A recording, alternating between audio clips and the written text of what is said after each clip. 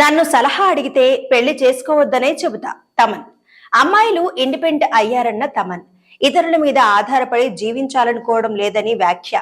కలిసి ఉండాలనే ఆలోచన ధోరణి యువతలో మారిపోయిందన్న తమన్. టాలీవుడ్ లో సంగీత దర్శకుడు తమన్ దూసుకుపోతున్నారు.